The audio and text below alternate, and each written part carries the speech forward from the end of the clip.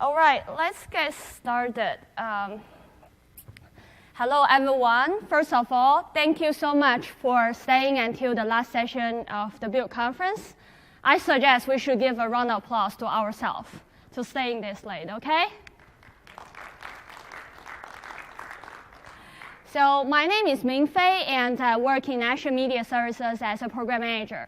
And this session is about Azure Media Services Developer Deep Dive.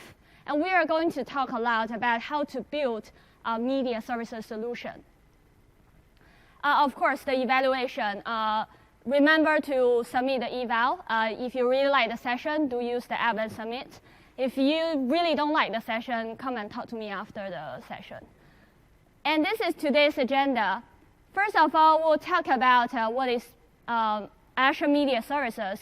And then we'll go into detail about video on demand workflow. We'll talk about the color in the title in blue are something pretty new. Some of the cool encoding feature we added, dynamic packaging, media intelligence. And then we will talk about Azure Media Player, how you could build a player from scratch using Visual Studio. And content protection. If you want to put protection over your stream, how you can do it with AES and DRM. And then we'll talk about live encoding and streaming workflow. How does it work? And I will show you guys demo how you can get started from scratch to live stream and live encode this session and generate content to your audience. Before going into technical detail, I would love to spend 1 minute of time to talk about the digital media industry we are in now. We all know the landscape is changing rapidly.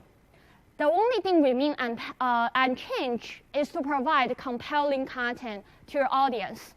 People may not only want to sit in the living room to watch content through their TV sets now, but also through all kinds of devices right now carried in your pocket. It could be a phone, tablet, or PC.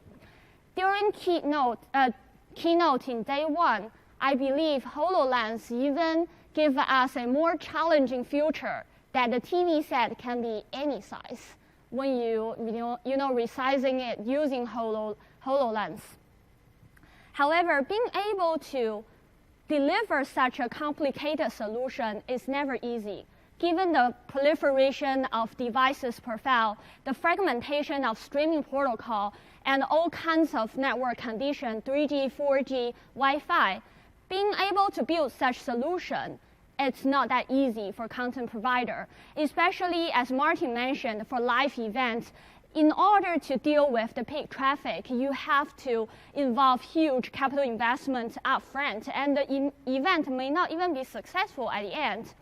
So as I said, we feel maybe a cloud solution could be very helpful in this case to hide the complexity from content owners or media companies who want to build a solution so that you can focus on your key strengths to deliver better content to your audience. And that's why we introduced the Azure Media Services about 4 years ago to provide a very highly customizable media workflow, video on demand or live, that deliver from the cloud. Azure Media Services is a platform as a service that we build on top of the capability of Azure platform. We leverage on the cloud storage and VM power of the platform itself that we allows developer to interact with the service programmatically through REST API. And we allows you to do customizable media workflow, starting from bringing your media into the cloud storage, transcode it into certain format, putting content protection if necessary with AES or DRM, make it available for streaming. The first part of the presentation, we will focus on typical video on demand workflow, how you can do that. Usually the first step is to ingest content, that you bring the content to us, and we store your video content in blob storage in a virtual format of asset. And usually with one asset, there will be a bunch of asset files associated with asset. However, bringing large amount of mezzanine file is not a trivial job. we allows you to pre-encrypt the file before uploading using AES 256 through HTTPS, so the integrity of the file are protected during the transmission. And if you want something faster, we do have option of HTTP upload, or even install Aspera client, that's our partner. You can do UDP upload for your file. And we often have customers who have huge amount of mezzanine library that we introduce a new feature allows you to attach multiple storage accounts to one single media services account to easily manage your video content.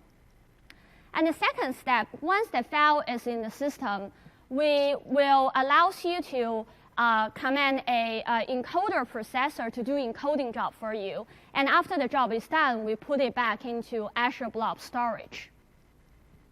And we provide a model called shared encoding pool that imagine you're sharing a pool of resources with other customers. So you might expect to wait if other customers' job get ahead of you. So what if I don't want to wait? There is an option for you that we call it encoding reserve unit you can purchase. And if I have 3 encoding reserve units, I'm having 3 dedicated encoding box running encoding job for only my, my video assets. And we have added a new encoder called Azure Premium Encoder. So right now we have 2 encoders in the system. One is Azure Media Encoder, and the other one is Premium Encoder. And the combination of these 2 could take broadcast or studio quality video formats. One of the highlights is we added support such as MVF, DVC Pro, and also encoding into up to 4K. And HEVC H.265 is something on the roadmap. And you only pay for what you use, and we charge per output gigabytes for your video file. And you could easily manage through Azure Portal, API, or Explorer tool, which I will be demonstrating later. So for the multiple options of encoding that's pretty new that we are given to you, you could firstly choose the encoding capability based on your input or output file formats.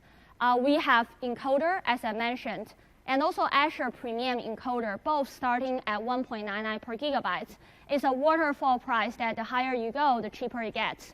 And for Premium Encoder, it's currently in preview, so you might expect the price to increase once it hits GA.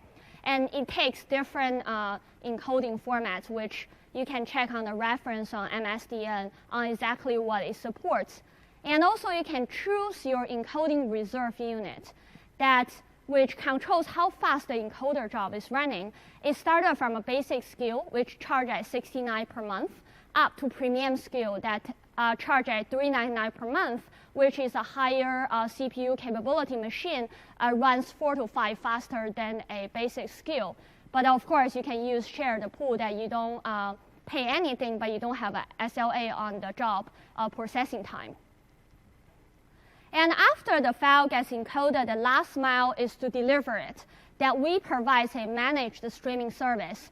What it means is we give you guaranteed bandwidth that you can have reserved streaming unit, guaranteed bandwidth starting from 200 megabytes per second, and it just works. You don't have to manage the VM. We manage it for you, make sure it has auto recovery, redundancy, and failover built in. And that's the typical media workflow, how it works from end to end. And I'm going to show you guys a demo using the portal. So right now, I'm looking at a media services account in Azure Portal. You can quickly set up one yourself as well, attach it with a region. We are currently available in 8 data centers worldwide, and we are landing in Brazil and India as well, and associate it with a storage account. So I'm not going to do this on stage. Instead, I will use an existing media services account. And I already have a bunch of content available. The first thing I would do is to encode the media file. And you can see we give you option of media encoder and encoder premium. And let's choose media encoder, and we are doing a adaptive bitrate 720p encoding. And let's give it a more friendly name. And click on OK. So now what happened is there will be a media processor in the cloud to pick up the job and running encoding for you. And one thing I want to highlight is in the portal under Encoding tab, that's how you could choose your encoding skill from basic to premium, and also the encoding unit. You can have 10 box or 100 machines spin up right for you to finish a large amount of encoding job. Okay, and while waiting for this to be done so that we can publish the asset, I'm going to shifting back to the slide to talk about a feature which is also a feature we feel make us competitive in the market. It's called dynamic packaging. Allows you to reuse your encoded content and bring it to various streaming formats. Before talking about dynamic packaging, I have to talk about how things are done in the traditional way. Traditional packaging, that you have a video source and you encode it into an adaptive bitrate MP4. And after that, if you want to deliver it from to multiple streaming formats, you have to statically package them and store them in multiple copies and deliver it out to multiple platforms and devices. Versus for dynamic packaging, here is how things are done. You still have the video source encoded into adaptive bitrate MP4, and after that, you are done.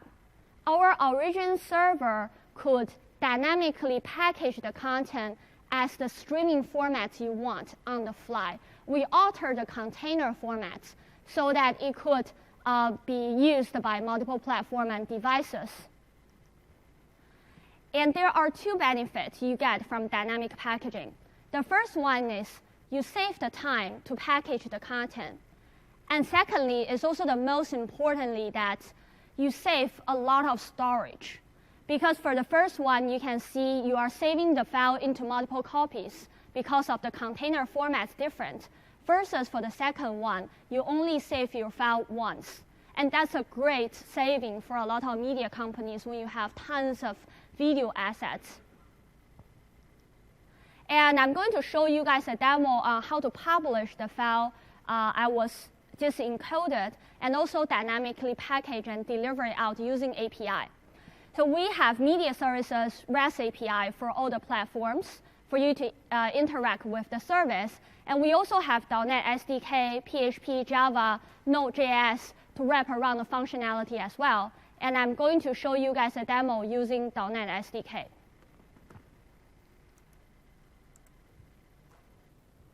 Let me switch back to my machine. And now I'm going to open Visual Studio. So the first thing is a console app using C#, so which I'm going to use .NET SDK. And the first thing you need to do is to install NuGet package by searching string Windows Azure.media services. So you can see that you will be getting two of them. The first one is a wrapper on REST API.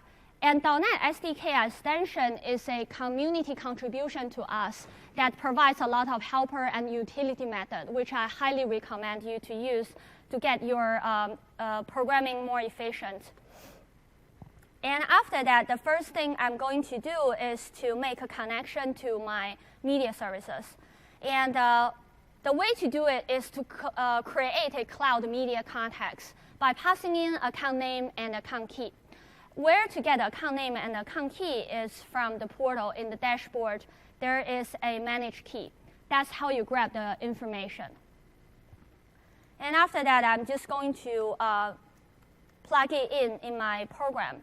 So I have my media credentials. And I'm going to hide this region. And after that, I'm going to publish the file that I just encoded. So the first thing I will do is to query the file. So you can see all the video files are operates as an object asset in our platform. And you are interact with context for any operations on the asset. I'm doing a link query here by the asset file's name. So a better query might be the ID. And after that, I'm going to publish the asset for streaming purpose. And you can see I'm not doing a packaging here because I'm going to use dynamic packaging. And the way to publish an asset is to ask for locator. And the locator type here is on-demand origin, which means the asset go through the media server.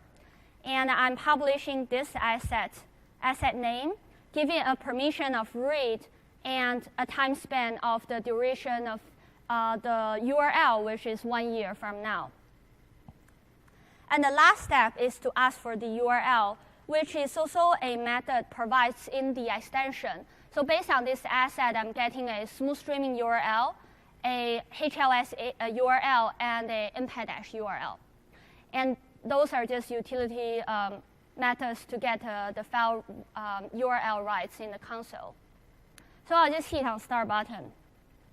What happened in this program is it queries the asset and go ahead and publish the asset in different container formats, smooth streaming, HLS, and embed. And you may notice, wait a second, all this locator looks the same. And that's the point of dynamic packaging, that the only way to get different format is just to append a different string at the end of the locator. And if we look at the slide here now, that's essentially the magic syntax you appended on a locator in order to pull different manifests onto your player. So I can show you guys how that looks like. So I am going to copy-paste this URL, the smooth streaming one.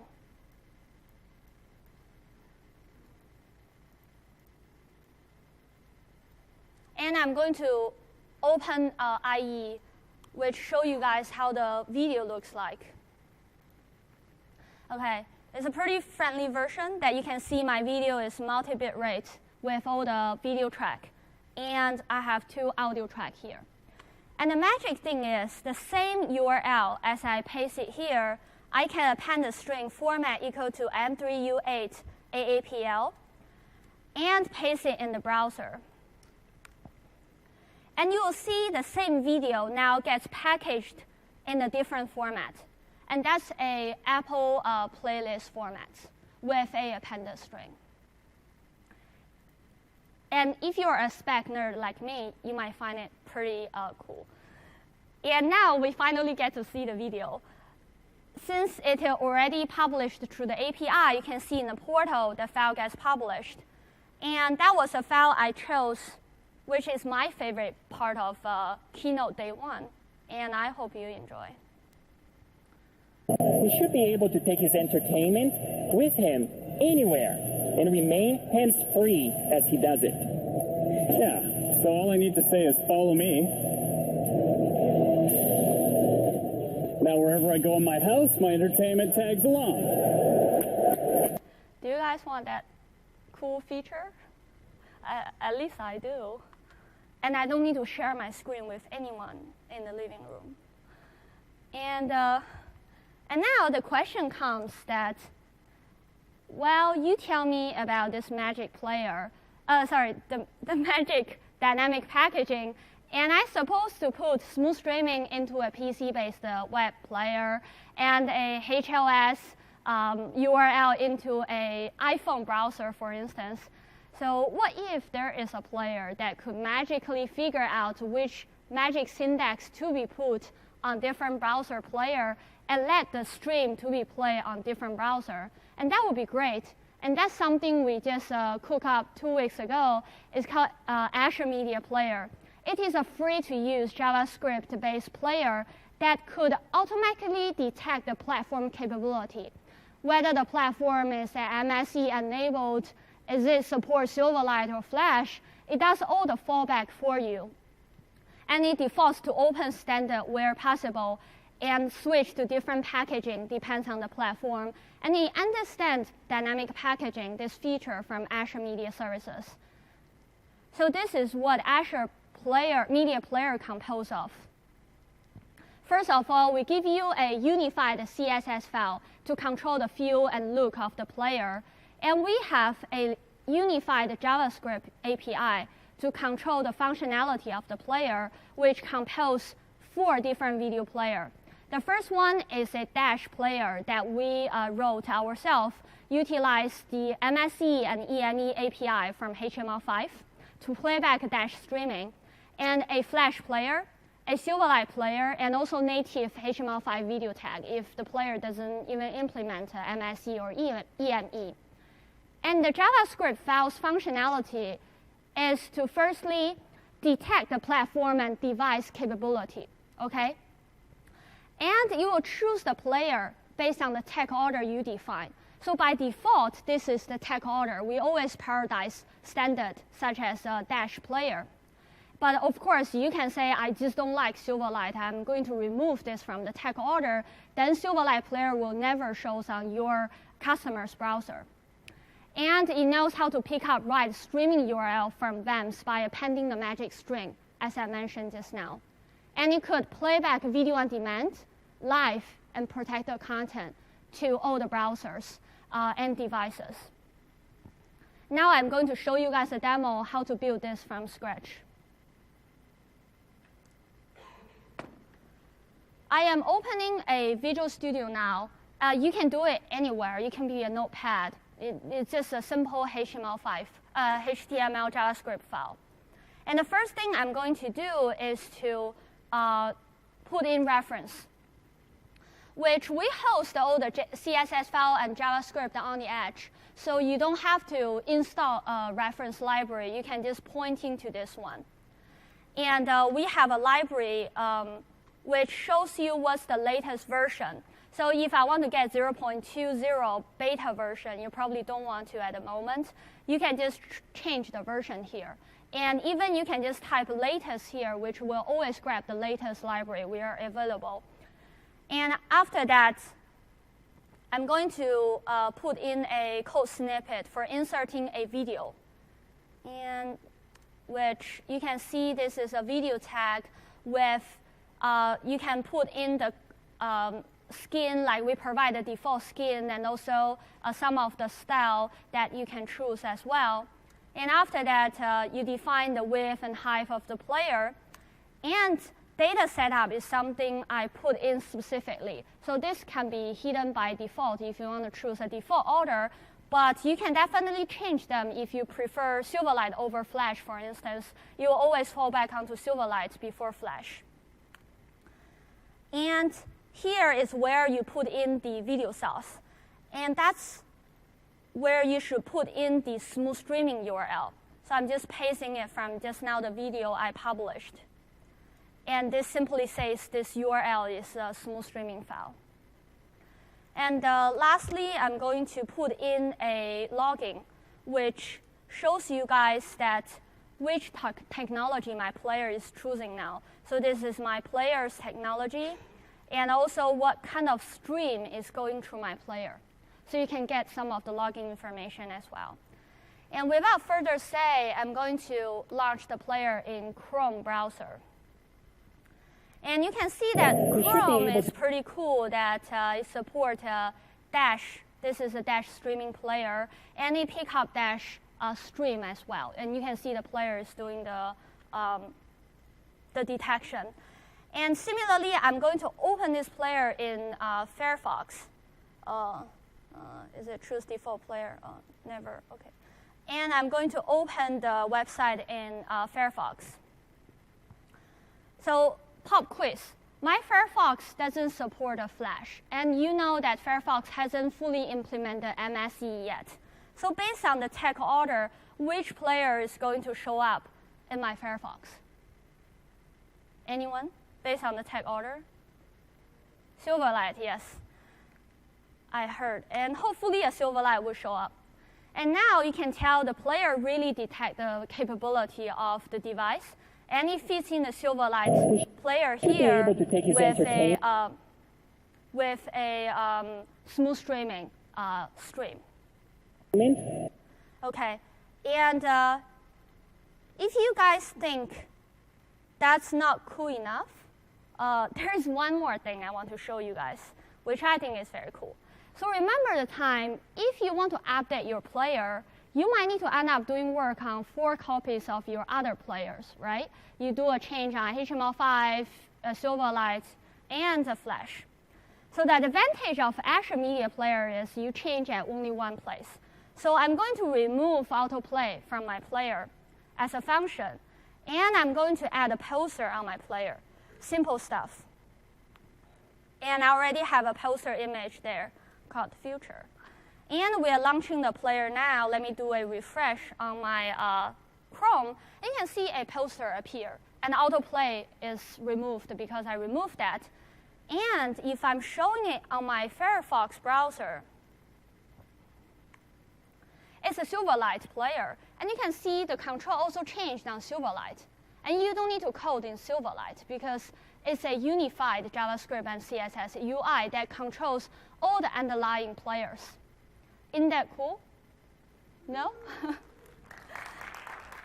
I thought that was the coolest part of the player because you don't have to code against Flash or Silverlight.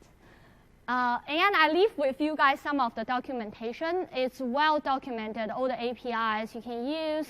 And also, we have a player demo page which give you a bunch of players with customization. The best way to learn is to just right-click and view source and check out all the coding details yourself. So I mentioned the first advantage of Azure Media Player, how easy you can maintain it. And here is the second advantage. So if you work in the player technology space, and you may realize how messed up the place is. Look at the metrics here. That's all kinds of browsers, and the technology are best supported on different browsers, devices, and also the streaming protocols. You might start to take a note on this metrics, or you can start using Azure Media Players, which we will keep track on what type of update may come to the next browser.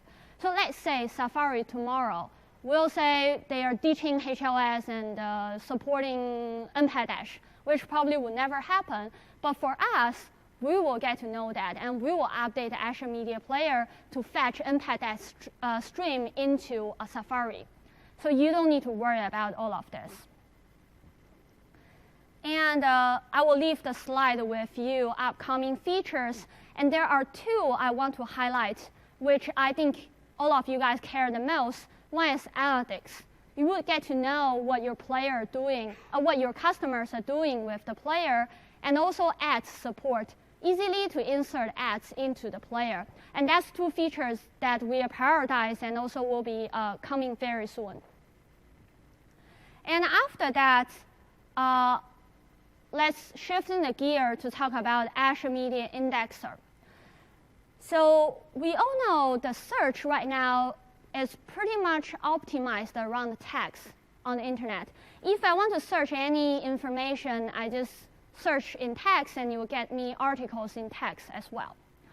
With vast amount of videos appear online, what if it could be easily searched through video and get a video content you want?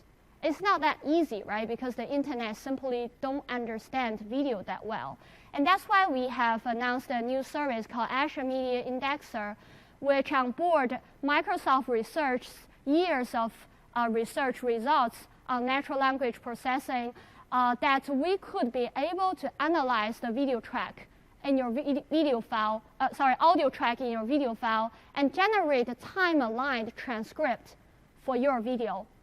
And we support English and Spanish at the moment, which this technology has been used by a lot of companies such as Washington Post, NASA, the Energy of the US Department, to index large amount of video library that they have so that people can search through them to benefit from the value of the videos.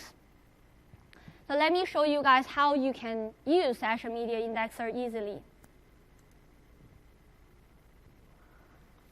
And I will be using a tool called Azure Media Services Explorer. It's free to download that. I think all of you guys should use this. It's really convenient, which I will pick up a source file. It's very easy to do to say, I want to index asset.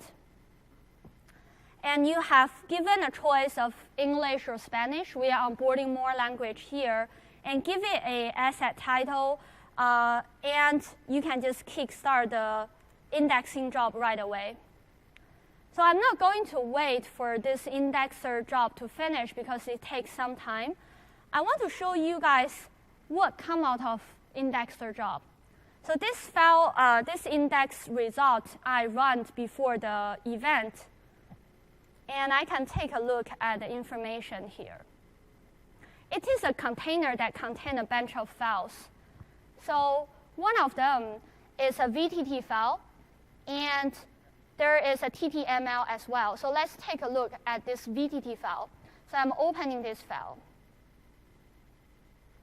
It essentially gives me the time-aligned transcript of the video file you just saw. It's pretty short, so you see the recognition is not that high. It's high enough, like almost 0.9 out of 1. And that's the content here, hands-free as he does it. Whenever I go my house, my entertainment tags along. So it's pretty accurate as well. And that was the file you can embed it in the player to show it as a closed caption. And also, we provide the formats in TTML as well, and a index file in binary, which works with SQL Server. And lastly, a keyword XML, which it shows the keywords spoken in the video, such as entertainment, hands-free, house, and all these things. And as Martin showed in one of his demos, that was the player experience you can build, which you just put in the. So we invented. Let me pause here. You can put in the web VTT file here, attach it with the player, and it will show along with the player. So that's what I want to show for Indexer. And let's move on to a different part of the presentation, which is what if you have premium content, you want to protect the content, what you can do with Azure Media Services. So first of all, we allow you to securely upload your file, and we can securely store your video file as well. You can encrypt the file at rest. And for the streaming side of things, we can dynamically encrypt your content with either AES 128 Clear Key or Microsoft PlayReady DRM. And we provide, say, hosted license for DRM or AES key. And if you use our key service, we build in token authentication module that allows us to authorize the key to your player. And also, if you're using AD as your authentication system, we provide very easy integration to reuse the token that AD issued. And it provides diverse playback option. The player I showed you guys works on protected content as well. So we provide two content protection methods in the system. One is called Microsoft PlayReady DRM, and the other one is called AES Clear Key Encryption. So Microsoft PlayReady is one of the well-known DRM technology in the industry that allows you to encrypt smooth streaming content with PlayReady protection via reduce-enc schema in the system, and you can package it into HLS or MPEG-Dash. PlayReady technology is really designed for media business that it allows you to define very comprehensive media rules to restrict the access for video content.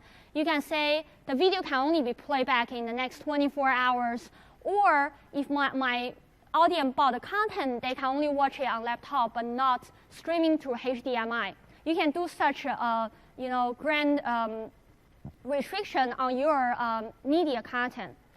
And one thing very importantly, that the decryption of the license, which is the key, and also the content, is happening in the protected memory, which means neither the key or the clear content are ever exposed on your client devices.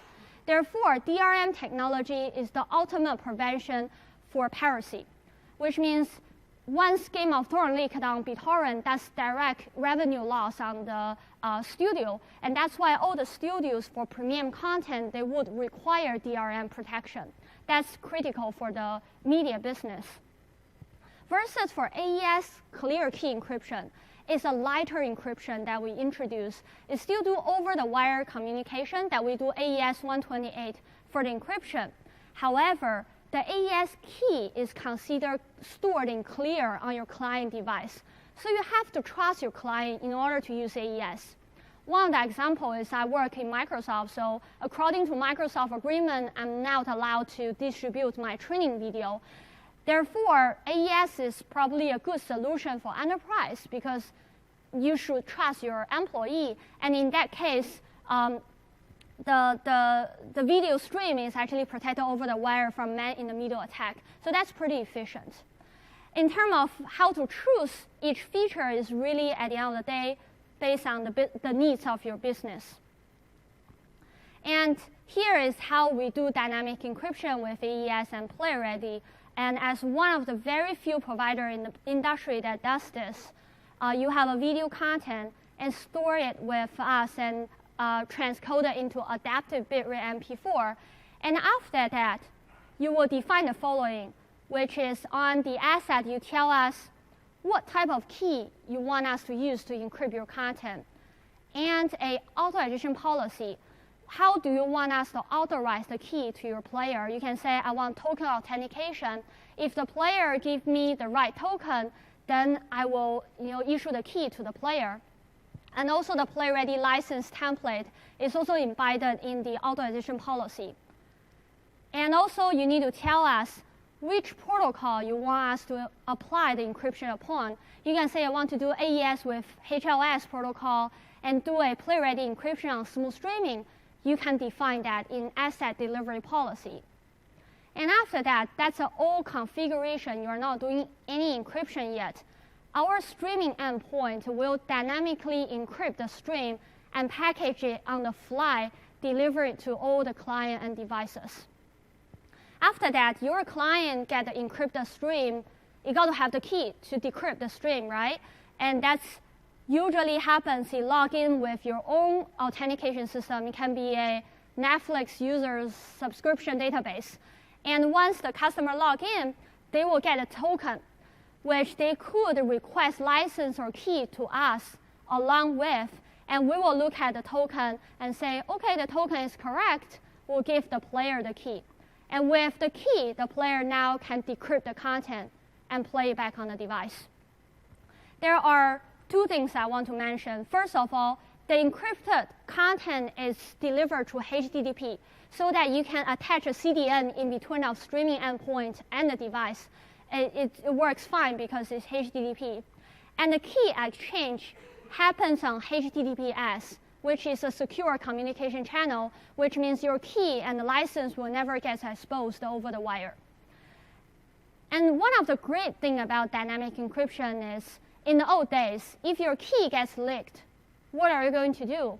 You have to decrypt your content and re-encrypt it again to put up online. But for now, it's a simple configuration change. I'm just going to change my content key, and the streaming server will pick up the new key and deliver the encrypted content right away. And one of the biggest problems when we roll the service is people don't understand the token. So I want to add 2 slides here to tell you guys how to compose a token. We support 2 token formats, Simple Web Token and JSON Web Token. JSON Web Token is one of the widely used token formats in the industry that it can be generated by anyone. You can use any library to generate a JSON Web Token. And it composed of issuer, audience, not before, and expiration time. And you can sign the token using symmetric key or asymmetric key, which is a X.509 cert. And issuer represents who issued the token. And the audience is your player domain, basically. And not before, and the expiration is when, for how long you want the token to be valid. And the token looks like this. It's a XML or JSON file. And you can sign the token, which means you're doing a HMAC or RSA to sign the token with your symmetric key or asymmetric key. And you send us the token and the signature so we know how to verify you. And one question would be, if I want to issue a token for the player to retrieve a key, will I want the token to be short-lived or long-lived? Anyone? Short-lived, right? Because I don't want people to keep using the token and getting key and they pass the token along, right? And for the token workflow, that you have a player And you need to build a backend to actually authenticate your player and give back a signed JSON token. And once the player gets the token, the player knows how to use the token to request key from us. You just send the token to us through either authentication header or a parameter string appended on the URL, and we will return the key to the player, and then the player can play back the content.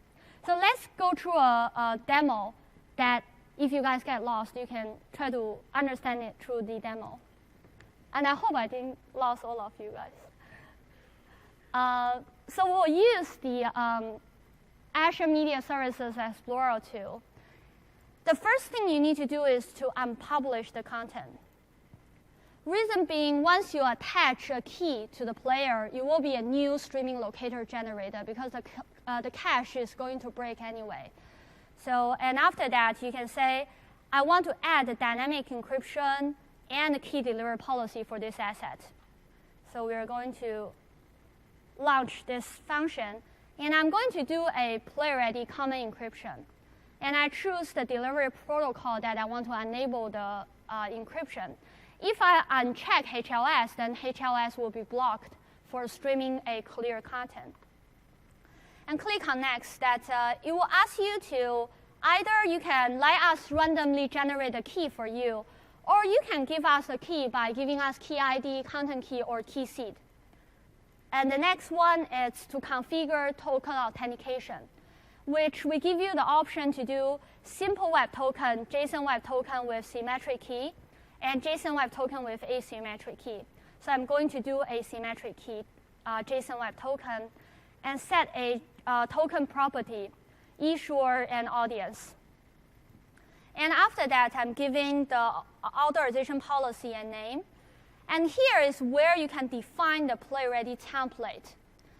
You can do persistent license or non-persistent license, and also a bunch of advanced settings, whether it is allowed through HDMI port and all these things. And we give you I think this is like 100-page files that a PlayReady team has for the template. You know how complicated you can define with DRM. And after that, you're done. So the system is going to do the configuration to let us encrypt the file on your behalf. And now the next step is to create a locator. So I'm going to publish this asset, create locator, and give it an expiration date, like say a year from now, for instance. And the file now it's encrypted with dynamic encryption, CNC, and it is published. That we'll get a streaming locator here, which you can see from the file information. I have the asset file here, and I have content key that attached to this file. And also I have delivery policy, the authorization policy that I did the token configuration here. All the information you can backtrack from this tool. And now I'm going to play this file using Azure Media Player. The great thing about Azure Media Services Explorer is it simulates the process of your token issuer service to issue a token to the player. It says create a test token. And I will say, OK, give it expiration time, like 5 minutes later, and open this test token, open this player. And now, let me mute myself. You can see that it is a smooth streaming content that's playback via Silverlight with PlayReady because I'm using Chrome now. So if I bring this manifest, open it up, I'll show you guys why this is protected. So look at the manifest. Everything is the same except there is a protection header here.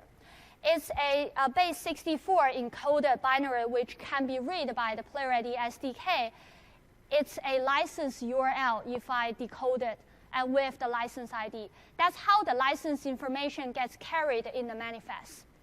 And if I would copy-paste this URL and launch it in IE, because IE implement the EME with PlayReady support, and now you can see that a Dash player is playing back, a JavaScript player is playing back PlayReady protected content, which I think that's really a great implementation that the IE team did. So as said, I want to conclude my content protection session, part of the session, which you can use it easily to do with Azure Explorer tool. You can do it with API too. It's a pretty complicated and hard area that I hope you guys get a general idea of how to do it through this demo. And we'll move on to the most exciting part of the session, and also the most risky part of the session. That we're going to talk about live encoding and streaming, how you can make it working. And the first thing you do in the system is to create something we call live channel. So imagine this is like a box we spin off for you to receive live stream. And we expose ingest URL, allows you to push the live stream in. And you will have an input device or an on-premises encoder that push content into us through RTP, RTMP, or smooth streaming. And one of the features that we introduced is called live encoder, which allows this ingest point to forward a single bit rate stream, and we are going to encode it into multi-bit rate. And that's the function of live encoding, and which is never available from 2 weeks ago. And after that, the stream is forwarded to preview module. And preview is going to expose a preview URL, which allows you to inspect the health of the stream. And also for a soccer game, for instance, all the commentary are done via watching preview URL, and they're sending the audio track in again. And the preview URL is afterwards forwarding the live stream into program. Because nothing is actually saved through preview module. The program module is what makes the live stream persist in your storage. And you will convert the data into fragmented MP4 and write into blob storage for DVR functionality. You can have your live stream with several hours of DVR window. And after that, the streaming endpoint will pick up the stream and doing dynamic encryption or dynamic packaging just like the vault stream. And after that, it gets delivered through the CDN. And there is a program URL you use eventually to embed in the player to play back live stream. And one of the great things about live encoding is really about before, without this module, if you want a multi-bit rate stream, your device or on-premises encoder has to encode firstly, right? It's a pretty CPU-intensive activity, which means you need a higher capability machine. But now, since the encoding is shifting to the cloud, a lot of devices can do this now because it doesn't require high CPU. And another advantage is that it saves you bandwidth. Before, you are sending a multi-bit rate stream, and now you're only sending the highest bit rate of your stream and let the cloud do the heavy lifting work. And that's really the benefit live streaming gives to you. And we expose a REST API, of course, allows you to programmatically interact with the service. And if you want to do dynamic encryption, very quickly, I will show you the architecture that you send the stream into channel or program, and the archive into the storage. And after that, we do everything the same. You configure content key, the authorization policy, and delivery policy on the asset. The streaming endpoint will dynamically encrypt your live stream on the fly and send to the player. And the player is going to talk to your authentication system, obtain the token, and use the token to obtain the key and get a stream playback. If you follow me for the first part of the presentation, you may find this architecture very easy to understand. It's the same as VOD. And now let's move on to the most exciting part, the demo.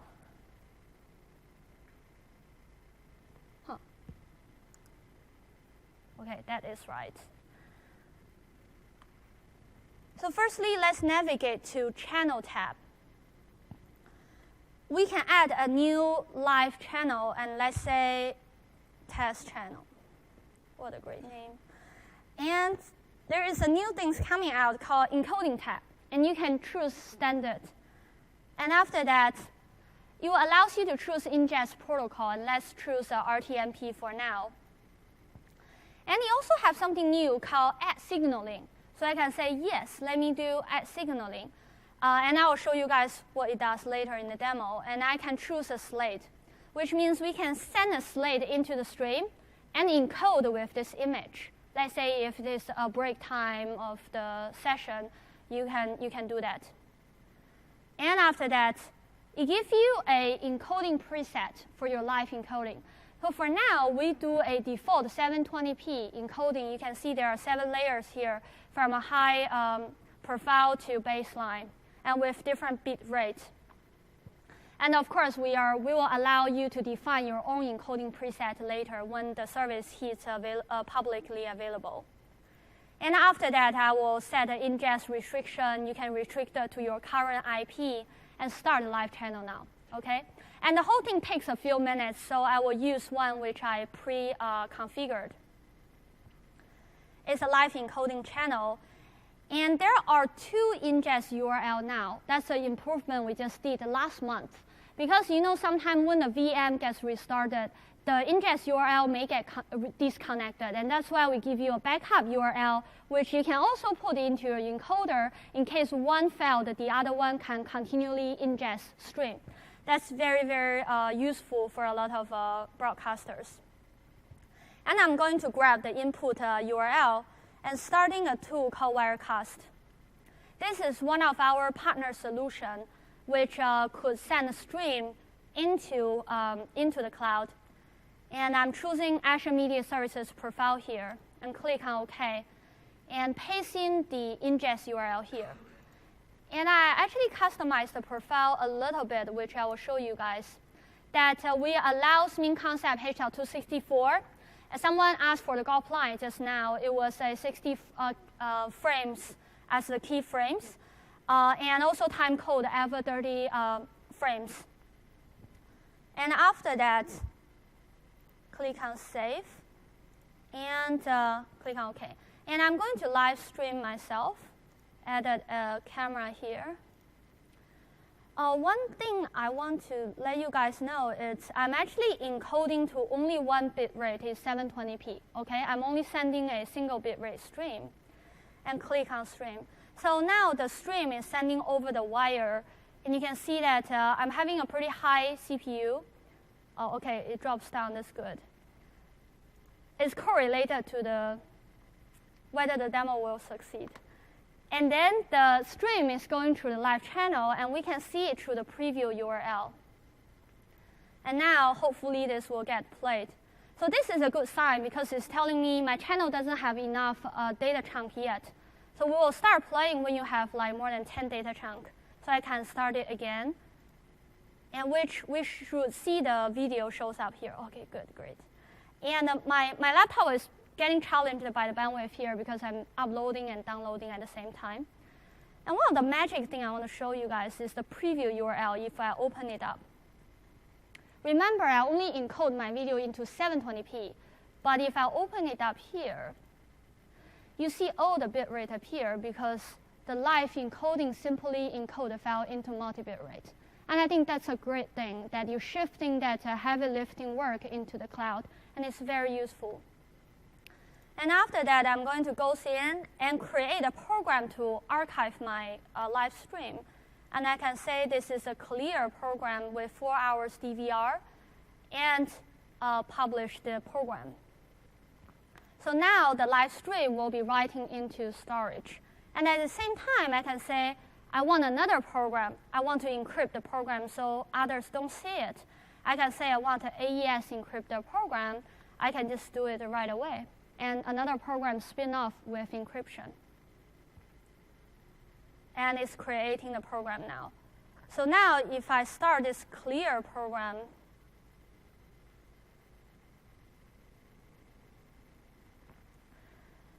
I could be able to see the stream running. So I'm going to use the Azure Player demo site Martin mentioned.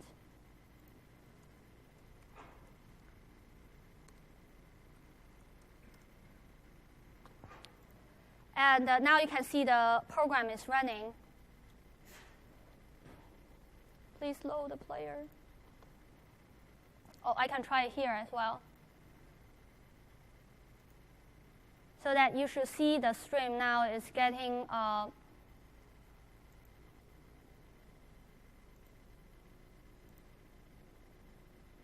stored, which, let me check my encoder. Yeah, so you see that's the problem. When it doesn't get played, it means I lose connections, that because of the bandwidth issue, that the stream is not getting pushed into the cloud. So it happens in live demo like this, but you guys get the point, right? So unfortunately, but that's a great tool, it actually tells me there's something wrong with the encryption, the uploading of the content. Which, let me switch back to, that's a bad frame, okay. Let's switch back to the slides. But at least I showed you the first part of the demo, which you can live encode the stream. And if my Wirecast could, the bandwidth works, then you can see the stream gets archived into the cloud as well. And I want to recap in terms of features that allows you to live encoding a single bit rate into adaptive bit rates. We take RTP. You can send MPEG transport stream, RTP, smooth streaming as ingest protocol. And there's one thing I couldn't show you guys was the add signaling, that I can actually allows the channel to send a slate, so that the slate actually gets encoded along with the stream, and also get a thumbnail preview of the live feed. And we do dynamic packaging of the live stream into HLS, MPEG-dash, smooth streaming HDS, and also dynamically encrypt the stream. I'm just trying it again with my, it doesn't seem the internet is picking up here. Yeah, so, well, what a pity. I think I spent the most amount of time on this demo. I want to give you guys a key takeaway that media services are very easy, flexible, and powerful to use. And we want you guys to really forget about all the complexity, the fragmentation of streaming protocol, that we have the player allows your customer to watch the content on any device and using any protocol. And pay what you use, we'll have very easy understanding billing. And ultimately, we want you to deliver your media on any device and delivered in the cloud. So as said, I leave you guys with some of the resources which you can check on the information. And also the resources you can check on the information about Azure platform. And also we have 200 free credit if you want to get started and try out Azure Media Services. For us, the developer, the best way to learn is to get your hand dirty and try out all these things. And also the eval. As said, I will end my presentation here. And thank you so much for your time.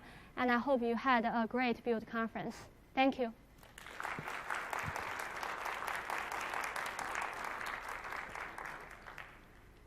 And we can take question now. So I didn't mention, actually, the add slate. You guys in the back can slot in the add slate for me when my demo falls. Edit it for the post-session video. Any questions? Yeah, sure, go ahead.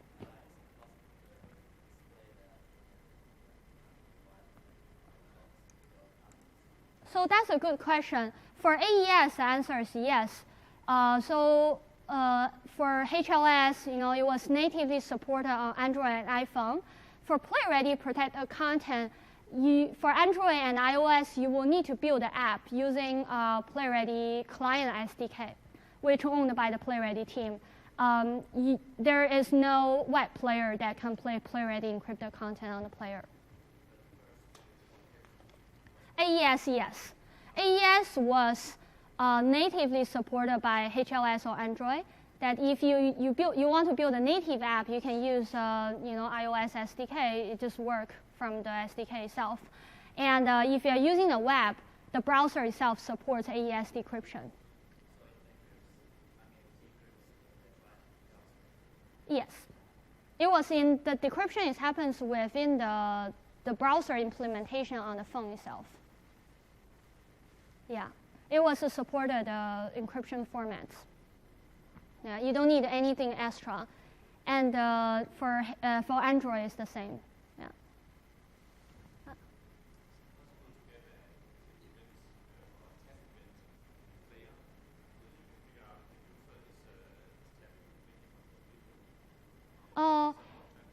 Yes, so as I said, analytics is one of the things that coming on Azure Media Player, and that was one of the tracking events that you can easily get from the player. So we can send you the analytics. You can define how often you want the player to send all these behaviors to your backend service, and then you can analyze the log afterwards. Yeah, it doesn't have it right now on the player, but that was part of the analytics framework that I was mentioning, which is coming soon. Yeah.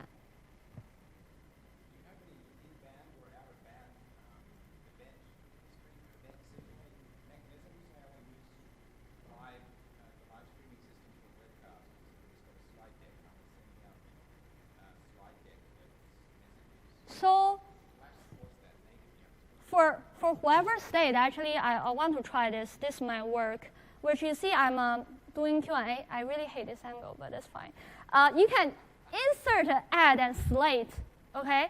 So we are sending a SCSI-35 signal into the manifest. It shows the QID and also the duration. So which would show like in a few seconds, which should replace here. Let me check my stream is working. Yeah, it's a live stream, so it gets buffered here. The network is, yeah, so you can see I was doing, there's a certain delay here from the preview URL, but you will show up later. And the difference between insert ads and slate versus insert add is, yeah, so I had a slate prepared, which you will show about 30 seconds. And imagine my demo failed the moment the gentleman over there can insert a slate, and so people don't see the failed moment, or it could be a break time, right? You're doing some other things, and then you just insert an advertisement. So the only thing we don't do now for the moment is to insert a video. So your player need to listen to the SCSI-35 signal on the player itself and replace it with a video, and that's how you can stitch the ads. You can see the slate disappeared because I only said insert the ad signal for 30 seconds. So that was actually built into the player itself, which we only send the signal into the live stream. Yeah. Sorry? Oh yes, it's you can check it online. It's open source, and you can customize the player as well. Yeah. Yeah. Yes. You see, that's the thing. The demo only works after the session ends. It's like magically. The Wi-Fi only go down when you do the real demo. Yeah. Yes. But I don't want the live to fail anyway. Any other questions?